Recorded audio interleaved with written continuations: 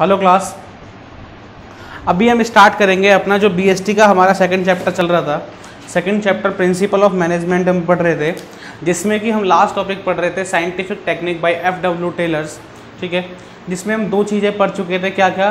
पहला पढ़ चुके थे फंक्शनल फोरमैनशिप, दूसरा पढ़ चुके थे हम standardisation and simplification of work.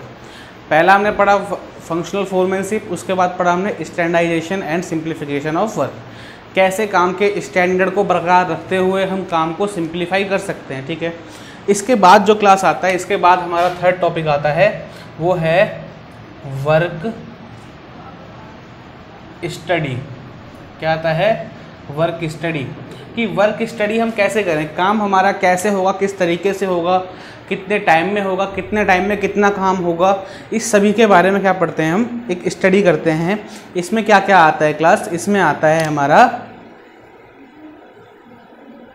ठीक है, देखो, it includes fatigue study. Fatigue study.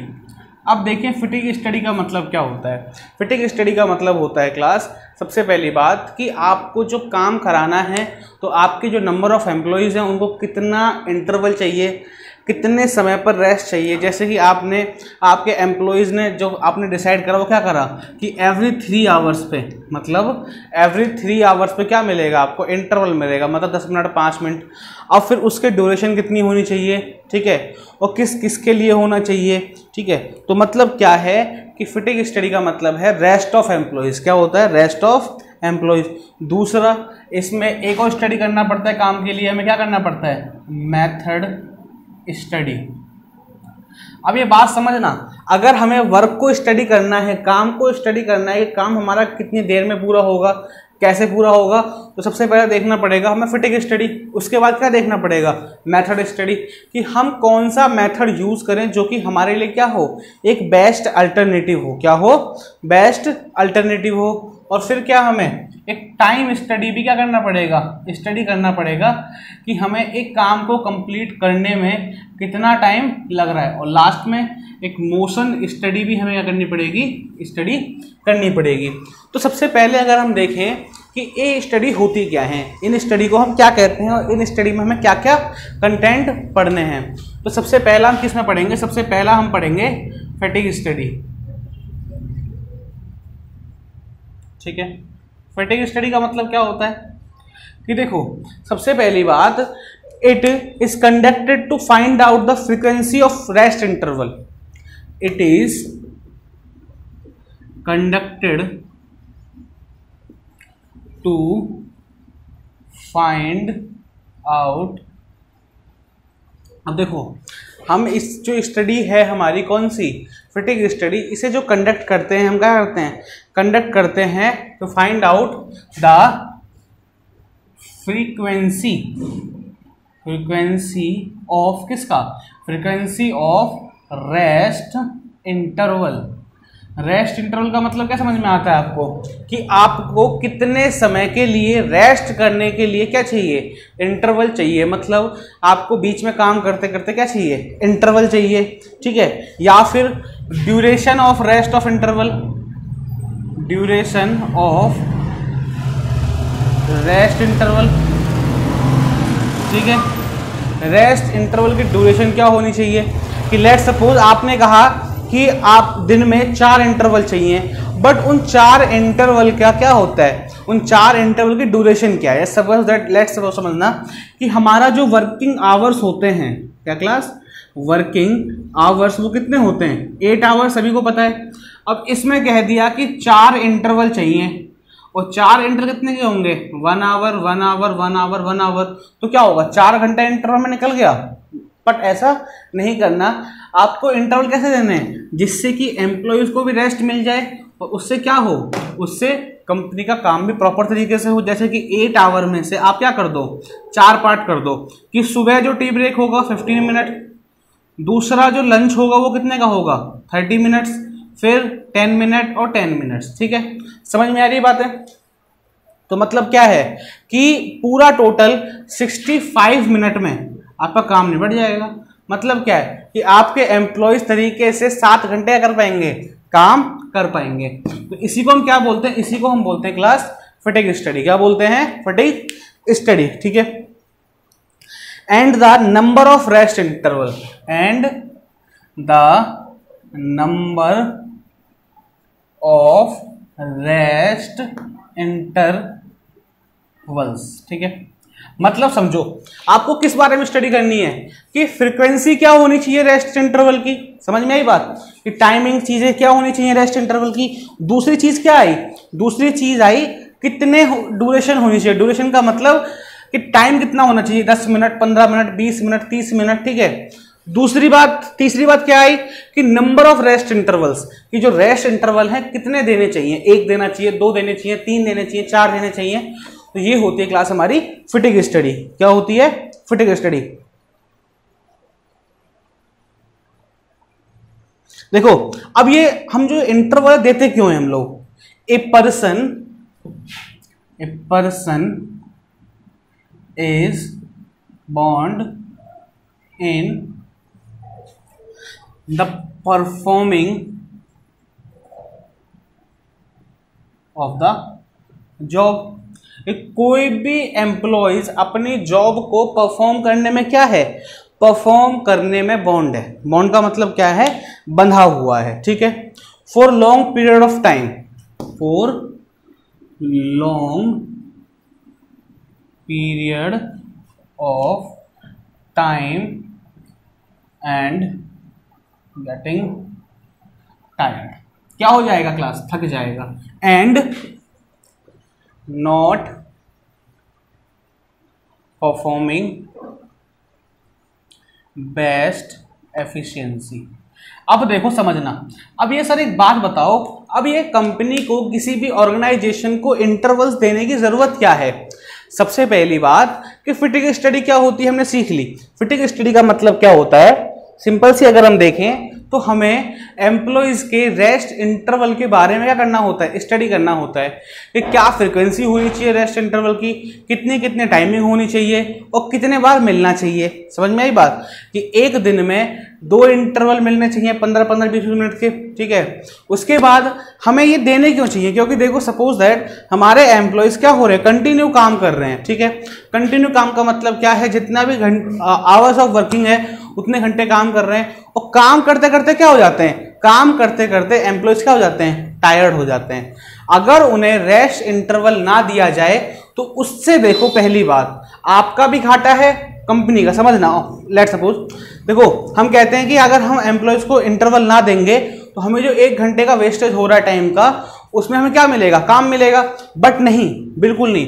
देखो आपको क्या होगा, अगर एम्प्लॉयज टायर्ड होंगे तो वो अपनी बेस्ट एफिशिएंसी में काम नहीं कर पाएंगे। क्यों, क्योंकि उन्हें रेस्ट नहीं मिला। 8 घंटे काम करना क्या होता है, बहुत बड़ी बात होती है। तो इस रेस्ट इंटरवल से जो फटीग स्टडी है, इससे कंपनी को भी फायदा है और इससे क्या है, इससे एम्प्लॉयज को भी क्या है, आराम मिलता है। इसके बाद अगर हम देखें, फटीग स्टडी हो गया, फटीग स्टडी के बाद देखते हैं हम मेथड स्टडी। क्या होता है क्लास, मेथड स्टडी क्या होती है। तो बी पॉइंट जो आता है वो आता है हमारा मेथड स्टडी।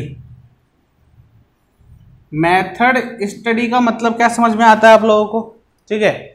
मेथड स्टडी से हम क्या समझते हैं, मेथड स्टडी से समझते हैं हम, this technique is conducted to find out, this study is conducted to find out। अब देखो ये जो स्टडी से कंडक्ट कराया था किस लिए, find out the best method of performing jobs.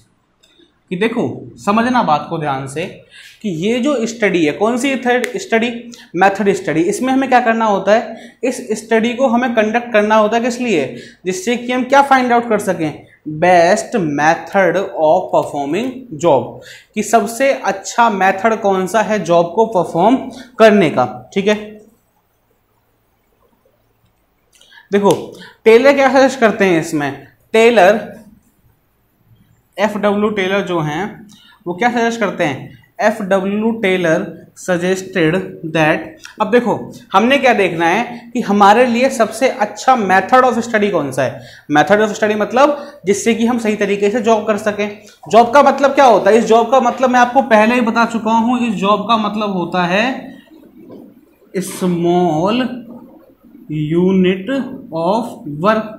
जब जैसे जैसे स्मॉल यूनिट परफॉर्म हो जाएंगी सारी, तो क्या होगा, जो होल वर्क है वो भी क्या हो जाएगा, पूरा हो जाएगा। एक बात समझो, मैंने क्या कहा, ये मेरे पास काम है, मैंने इस काम को 3 पार्ट में बांट दिया, ये ठीक है। अगर मेरे ये तीनों काम पूरे हो गए तो मतलब मैं क्या समझूं कि मेरा ये काम भी क्या हो गया, पूरा हो गया, क्योंकि ये जो पार्ट है ये क्या है, सब पार्ट है इस होल वर्क के। तो मतलब जॉब हम क्या बोलते हैं, स्मॉल यूनिट ऑफ वर्क, ठीक है। तो क्या हो गया कि वर्क का अगर सारी छोटी यूनिट परफॉर्म हो जाएंगी तो क्या होगा, और वैसी बात है हमारा जो काम है, हमारा जो गोल है, जो हमारा मोटिव है वो क्या हो जाएगा, पूरा हो जाएगा। अब देखो, Taylor suggested that method of production. अब देखो, मेथड ऑफ प्रोडक्शन से आप क्या समझते हैं, मेथड ऑफ प्रोडक्शन का मतलब है कि आप किस तरीके से आप क्या करेंगे, आप किस तरीके से प्रोडक्शन करेंगे। आप लेबर इंटेंसिव यूज करेंगे, आप कैपिटल इंटेंसिव यूज करेंगे, आप इको फ्रेंडली यूज करेंगे, या फिर कैसा करेंगे, आपकी इच्छा है, ठीक है, ठीक है। Is decided by trying all the methods of study, all the method of production। कि देखो, आपको अगर एक मेथड, कोई भी एक बेस्ट अल्टरनेटिव यूज करना है, ठीक है, तो आप क्या करते हैं, and one which bring maximum benefit, and choose one which bring maximum profit। देखो आपको करना क्या है, मैक्सिमम प्रॉफिट एंड मिनिमम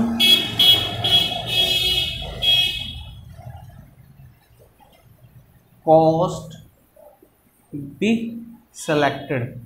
अब समझना, आप सर एक बात बताओ, हमारे पास 4 ऑप्शन है, A B D, ठीक है, A B C 4 ऑप्शन है। अब एक बात बताओ, आपके सामने 4 ऑप्शन रख दिए जाएं कि आप चूज करो इसमें से, ये सपोज करो एक A व्यक्ति है, ये B C D पर्सन, ये 4 पर्सन आपके पास हैं, ठीक है। आपसे कहा गया कि आप इनमें से कोई एक बेस्ट अपने लिए चूज करो जो आपके यहाँ पे प्रॉपर तरीके से काम कर सके। तो एक बात बताएं, आप उन्हें चूज कैसे करेंगे, तो आप उन्हें चूज कैसे करेंगे, आप कहेंगे कि आप एक दिन क्या करें, सारे लोग ट्रायल पर काम करें। ट्रायल का मतलब क्या होता है कि हम आपको देख रहे हैं कि आप में से कौन सबसे अच्छा काम परफॉर्म कर रहा है। समझ में आई बात? तो ट्रायल में जो पास होगा वो क्या होगा, सिलेक्ट हो जाएगा। तो मतलब क्या है, हमारे पास 4 ऑप्शन है किसी भी चीज को करने के, प्रोडक्शन को करने के क्या है, 4 मेथड हमारे पास अवेलेबल है। तो हमें देखना क्या है, कौन सा हमें मैक्सिमम प्रॉफिट दे रहा है विद मिनिमम कॉस्ट, कम से कम लागत में क्या दे रहा है, हमें ज्यादा से ज्यादा प्रॉफिट दे रहा है। जैसे कि लेट्स सपोज करो ये कॉस्ट हो गई और ये क्या है, प्रॉफिट हो गया। इसमें कॉस्ट लग रही है 4, प्रॉफिट मिल रहा है 5। इसमें कॉस्ट लग रही है 3, प्रॉफिट मिल रहा है 5। इसमें कॉस्ट लग रही है 6, प्रॉफिट मिल रहा है 7, ठीक है। और इसमें क्या हो रहा है, कॉस्ट लग रही है 2, प्रॉफिट मिल रहा है 5। अब एक बात बताएं, इन सब में सबसे अच्छा बेस्ट अल्टरनेटिव कौन सा है? इसमें 4 कॉस्ट लग रही है 4 रुपए और मिल कितना रहा है 5। इसमें 3 रुपए कॉस्ट लग रही है, मिल कितना रहा है 5। इसमें कितनी लग रही है 6 और 7, इसमें कितनी लग रही है 2। तो मेरे हिसाब से बेस्ट कौन सा है, डी। ये क्या है, हमारे लिए बेस्ट अल्टरनेटिव है जिससे कि हम क्या करा सकते हैं, अपना काम जॉब परफॉर्म करा सकते हैं। क्यों? क्योंकि इससे हमें मैक्सिमम प्रॉफिट मिल रहा है by the way of minimum cost. हमें कॉस्ट क्या लगानी पड़ रही है, सबसे कम लगानी पड़ रही है 2 रुपए, बट प्रॉफिट क्या मिल रहा है, पूरा 5 मिल रहा है। सर एक बात बताएं, 5 रुपए प्रॉफिट यहाँ भी तो मिल रहा है, पर यहाँ एक चीज देखें, कॉस्ट क्या है ज्यादा, यहाँ पे कितनी है 3, यहाँ पे कितनी है 4। तो एक बात आई हमारे सामने कि हमें कैसा एक मेथड यूज करना है जिसमें कि हमारी कॉस्टिंग लगे कम और प्रॉफिट क्या मिले, हमें प्रॉफिट मिले ज्यादा। अब देखें आगे जो पॉइंट आएगा वो क्या आएगा कि हमें इसके बाद देखना है टाइम स्टडी। क्या देखना है? Time study. सी पॉइंट क्या है इसमें? Time study. मतलब कि सर एक बात बताएं कि व्हाट इज टाइम स्टडी। ठीक है, देखो ये जो टाइम स्टडी होती है इसे करते क्या है हम? देखो सबसे पहली बात, दिस इज कंडक्टेड टू, देखो इसे हम कंडक्ट करते हैं किस लिए? To determine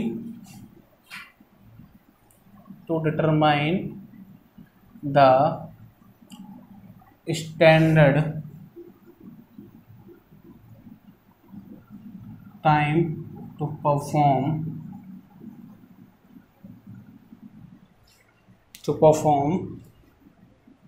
job.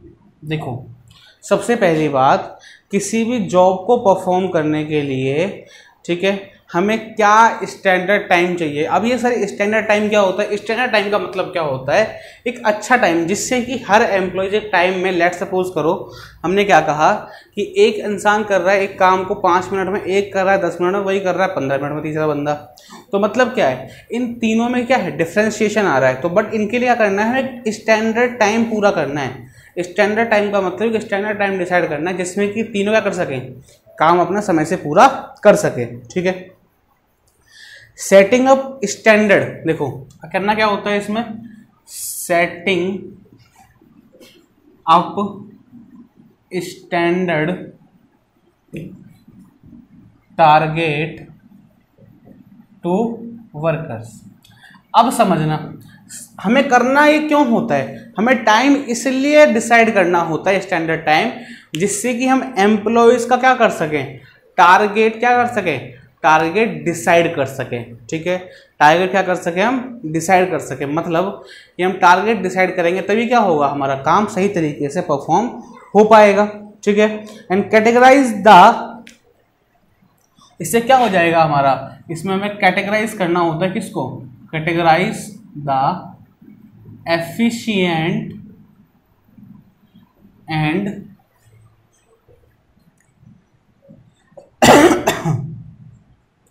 अनएफिशिएंट एम्प्लॉयज। अब देखो, अब ये एक बात बताओ कि सबसे पहली बात आप स्टैंडर्ड टाइम निकालेंगे कैसे? देखो हम बोल सकते हैं इसे एवरेज टाइम। क्या बोलते हैं? एवरेज टाइम भी हम इसे बोल सकते हैं। जैसे कि हमारे पास 3 एम्प्लॉयज हैं, उन्होंने क्या करा? एक ने करा काम 10 मिनट में, दूसरे ने 15 मिनट में, तीसरे ने 20 मिनट में। ठीक है, अगर ऐसा हुआ तो क्या करें? ठीक है, 3 एम्प्लॉयज हैं हमारे पास सबसे पहली बार। अब करना क्या है? अब देखो इन्होंने क्या करा, अब कहा कि इसका एक एवरेज टाइम निकालो। ये क्या निकालो? इसका एवरेज टाइम। तो हम क्या करेंगे? सबसे पहली बार 10 + 15 + 20 डिवाइड बाई 3, ये करेंगे हम। 20 30 40 45 डिवाइड बाई 3 कितना आ जाएगा? 15 मिनट। देखो 15 मिनट एक ऐसा टाइम है, स्टैंडर्ड टाइम है, जिसमें कि ये भी काम पूरा कर लेगा अपना, ये भी कर लेगा, और विद, समझना, विद मैक्सिमम एफर्ट ये भी काम क्या कर लेगा? अपना कंप्लीट कर लेगा। क्यों? क्योंकि जो काम उसने 10 मिनट में करा उसने 20 मिनट में करा है। मतलब क्या है कि उसने काम में क्या करा है? बिल्कुल कोलैप्स करा है। मतलब काम उसने बहुत धीरे धीरे काम करा है। ठीक है, स्लोली काम करा है। तो मतलब क्या है? एक 15% एक स्टैंडर्ड टाइम बन जाएगा। क्या बन जाएगा हमारा? ये स्टैंडर्ड टाइम की मतलब इतने समय में काम पूरा हो जाना चाहिए। फिर क्या होगा? अब मैंने कहा कि 15 मिनट में एक मोबाइल बनना चाहिए, ये मैंने निकाल लिया। ठीक है, हम क्या करेंगे? मतलब 1 आवर्स में कितना होना चाहिए? 1 आवर्स में 4 मोबाइल कंप्लीट होने चाहिए। क्यों? क्योंकि 1 घंटे में कितने मिनट होती हैं? 60, और 60 डिवाइड बाई 15 कितना हो जाएगा? 4। ठीक है, तो मतलब क्या है? ये बन गया हमारा एक टारगेट। क्या बन गया हमारा? टारगेट, जिससे कि हम क्या कर सकें, टारगेट अपना डिसाइड कर सकें। और जो इस टारगेट को अचीव कर पाएगा उसे हम क्या बोलेंगे, एफिशिएंट एम्प्लॉइज, और जो नहीं कर पाएगा क्या बोलेंगे उसे, अनएफिशिएंट एम्प्लॉय। समझ में आई बात यहां तक? तो टेलर क्या सजेस्ट करते हैं, टेलर सजेस्टेड दैट, देखो जो एफडब्ल्यू टेलर है वो क्या करते हैं, the time required to perform job, that the time required to perform job decided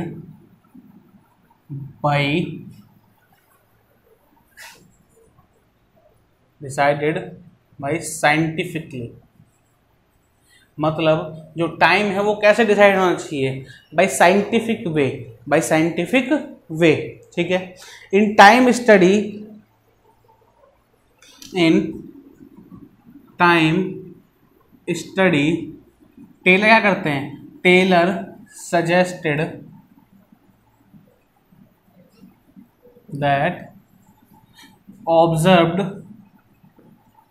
the average work time. Taylor क्या सजेस्ट करते हैं, आपको ऑब्जर्व करना है कि एक काम को करने में ऑन एन एवरेज बेसिस पे कितना टाइम लग सकता है, ठीक है।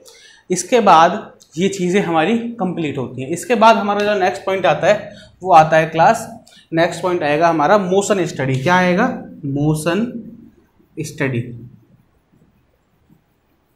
ठीक है। अब ये मोशन स्टडी का मतलब क्या होता है क्लास, मोशन स्टडी का मतलब होता है, इसका मतलब होता है this is conducted to find out the productive and unproductive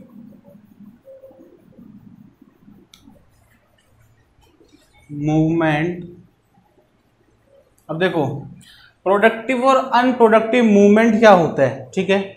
movement देखो कुछ काम होते हैं जिनसे हमारा प्रोडक्शन इंक्रीज होता है, और कुछ काम क्या होते हैं जो अनप्रोडक्टिव होते हैं। जैसे कि हम बात करें सर, जो हम रेस्ट लेते हैं फिटिंग स्टडी के अकॉर्डिंग, क्या वो प्रोडक्टिव है? हाँ बिल्कुल प्रोडक्टिव है। क्यों? क्योंकि जब एम्प्लॉइज क्या बोलते हैं रेस्ट लेने के बाद दोबारा रीवर्क पे आएंगे, अपने काम पे दोबारा लौटेंगे, तो क्या होगा, उनके अंदर एनर्जी होगी। क्यों? क्योंकि वो रेस्ट कर चुके हैं 5, 10, 15 मिनट का, ठीक है। कुछ ब्रेकफास्ट ले चुके हैं, जो भी कुछ है XYZ, लंच कर चुके हैं, तो उनके अंदर क्या आ जाती है, एनर्जी आ जाती है। उससे क्या होगा, वो दोबारा काम जो करेंगे वो अच्छा परफॉर्म करेंगे, ठीक है। तो उससे क्या होगा, वो प्रोडक्टिव है। क्यों? क्योंकि उससे हमारा जो प्रोडक्शन लेवल है वो क्या हो जाएगा, वो इंक्रीज हो जाएगा। और अनप्रोडक्टिव का मतलब क्या है कि बार बार एम्प्लॉयज मूवमेंट कर रहे हैं इन द कंपनी, ठीक है। एम्प्लॉय बार क्या कर रहे हैं, कंपनी में बेफालतू काम से बिना काम में घूम रहे हैं, ठीक है। या फिर कुछ चीज़ें ऐसी हैं जिनके अनप्रोडक्टिव हैं, जिनसे हमारा कोई भी उत्पादन का लेना देना नहीं है। तो करना क्या होता है इसमें, हमें करना होता है cut down the unproductive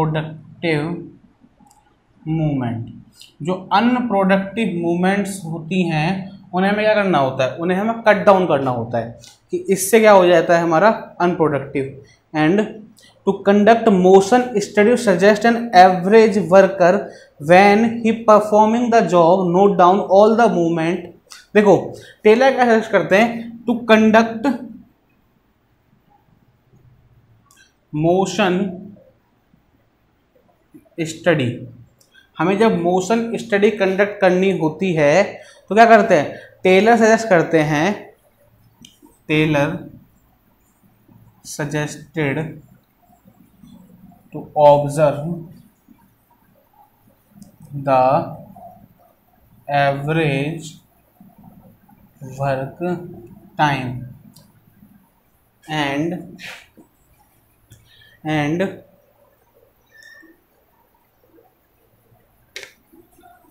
note down all the activities of the employees.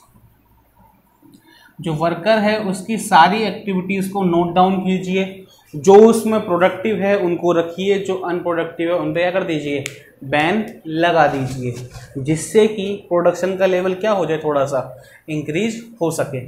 मतलब कि आपको करना क्या है कि लेट सपोज आपने एक एम्प्लॉयज़ की लिस्ट बनाई कि एम्प्लॉयज़ दिन में इस कारण से घूमते हैं या फिर चलते हैं उठते हैं अपने काम से, तो आपको उन सबकी लिस्ट बना के उसमें चेक करना है कौन सी चीज़ें प्रोडक्टिव हैं जिनसे हमें फ़ायदा हो रहा है, कौन सी चीज़ क्या है अनप्रोडक्टिव जिनसे कोई फ़ायदा नहीं हो रहा।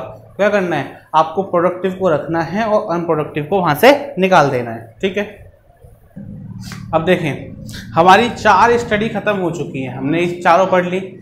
इसके बाद देखो हमने ABCD7 पढ़ ली, किसके बारे में, वर्क स्टडी के बारे में। वर्क स्टडी कंप्लीट होता है, इसके बाद जो करना होता है हमें करना होता है 4th डिफरेंस। देखो डिफरेंशियल, देखो differential piece wage rate system. अलग वेज सिस्टम हर किसी अलग एम्प्लॉयज के लिए। ठीक है, टेलर क्या सजेस्ट करते हैं, Taylor suggested that different wage rate for efficient and inefficient employee या वर्कर्स बोल दो। ठीक है, it is the best motivator for the employees. अब देखो मतलब क्या है, टेलर का कहना ये है कि आपको हर किसी को सेम सैलरी नहीं देनी, हर किसी को वेज रेट सिस्टम सेम नहीं देना। आपको क्या करना है, जो एम्प्लॉयज़ एफिशिएंट हैं उनके लिए अलग सैलरी, जो एम्प्लॉयज़ अनएफिशिएंट इनएफिशिएंट हैं उनके लिए एक अलग सैलरी। जिससे क्या होगा, ये एक बहुत अच्छे मोटिवेशन का काम करेगा एम्प्लॉयज़ के लिए। कौन से एम्प्लॉयज़ के लिए, जो इनएफिशिएंट है। क्यों, उन्हें क्या लगेगा कि एफिशिएंट वालों को क्या मिल रहा है, सैलरी हमसे ज़्यादा मिल रही है, तो हमें भी करना चाहिए, हमें भी अपने काम में, हमें भी अपने वर्क में क्या लाना चाहिए, अपने वर्क में इम्प्रूवमेंट लाना चाहिए, जिससे कि हमें भी क्या मिले, ज़्यादा वेज रेट सिस्टम मिले। ठीक है, ठीक है। तो कंपनी क्या करती है, company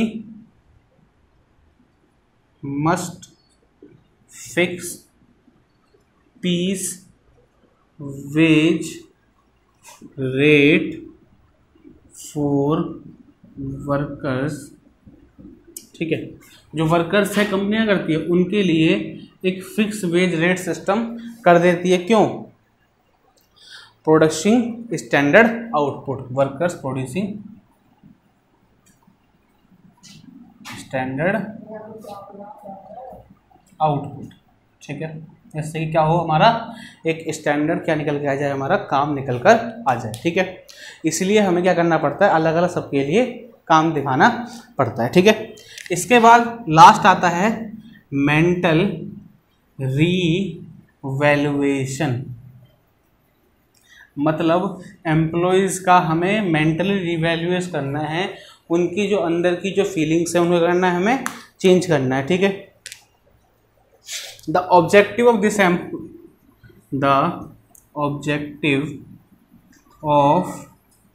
this study to change the mind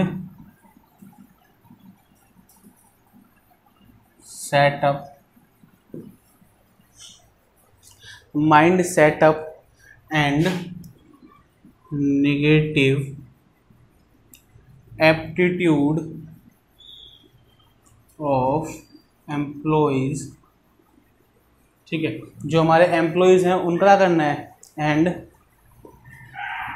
of workers and management towards each other. देखो वर्कर्स क्या सोचते हैं, हमारे ऊपर बर्डन ज़्यादा है, और मैनेजमेंट क्या सोचता है, सारा काम हम करते हैं। तो इन दोनों के अंदर एक दूसरे के लिए जो नेगेटिव एप्टीट्यूड है या फिर क्या है, एक अलग माइंड सेटअप है, उसे क्या करना है, उसे हमें ख़त्म करना है। किसके द्वारा? मेंटल रिवॉल्यूशन के द्वारा। ठीक है, हमें क्या करना होता है, हमें करना होता है देयर शुड बी, हमें क्या करना होता है, there should be coordination between the workers and the management। जो मैनेजमेंट हैं और वर्कर हैं उनके बीच में क्या होना चाहिए, दोनों के बीच में कोऑर्डिनेशन होना चाहिए। ठीक है, क्यों? क्योंकि देखो बोथ क्या होते हैं, both should relative that each one, relative that each one, दोनों ही एक दूसरे से संबंध रखते हैं। क्यों? क्योंकि बिना किसी एक के काम नहीं हो सकता। ठीक है, it is important for both had to change their thoughts. दोनों क्या करना होगा, अपने थॉट्स चेंज करने पड़ेंगे। क्यों? क्योंकि दोनों ही एक दूसरे के लिए क्या हैं, इम्पोर्टेंट हैं। तो ये हमने क्या करा, अपना आज FW टेलर की जो स्टडीज़ थी वो क्या करी, साइंटिफिक स्टडी हमने ख़त्म करी। ठीक है, साइंटिफिक टेक्निक्स हमने आज ख़त्म करी। इसी के साथ क्या होता है, हमारा जो चैप्टर है सेकंड प्रिंसिपल्स ऑफ मैनेजमेंट, ये क्या होता है, हमारा एंड हो जाता है आज। ठीक है, तो इसके बाद जो नेक्स्ट क्लास में हम पढ़ेंगे वो पढ़ेंगे हम एनवायरनमेंट। ठीक है, थर्ड चैप्टर।